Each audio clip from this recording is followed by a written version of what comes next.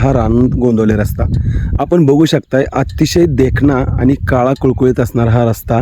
मात्र काही ठिकाणी या रस्त्याचे टवके उडायला सुरुवात झाल्याचं आपल्याला पाहायला मिळते. आपण बघू शकता अगदी बऱ्यापैकी या रस्त्यावरचे टवके उडायला लागलेले आहेत आणि या गोष्टीला काही समाजकंटकसुद्धा कारणीभूत असल्याचं पाहायला मिळतं. कारण अनेक ठिकाणी अनेक वेळा काही टोकदार वस्तूंनी सुद्धा इथं त्याला टच केल्याचं दिसतंय. आपण बघू शकताय. कारण ही खरं रस्ता अतिशय चांगला बनवलेला होता. मात्र अशा टवके जाण्यामुळं हे त्याच्या साईडचं सुद्धा डांबर आता निघू शकते.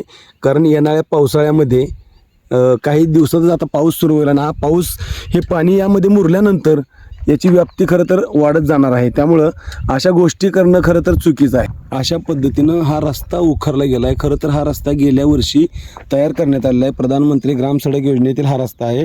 तुम्ही पूर्ण रस्ता बघू शकता. पण हा रस्ता असा कशामुळे तुटला आहे हे काही समजायला मार्ग नाही आहे. गंभीर स्वरूपाचे आहे. जवळजवळ 2-2.5 फूट रस्ता हा तोडलेला आहे. असे अनेक ठिकाणी रस्ते तोडलेचे आहेत. पण हे रस्ते तोडले कुणी याची चौकशी होणं खरं तर गरजेचं आहे. ठिकाणावरून जाणारे जे ट्रॅक्टर आहेत त्या ट्रॅक्टरच्या नांगराची फाळ आहेत त्या फाळांच्यामुळं जे टोकदार आणि लोखंडे असतात त्यामुळं ही परिस्थिती आलेली आहे.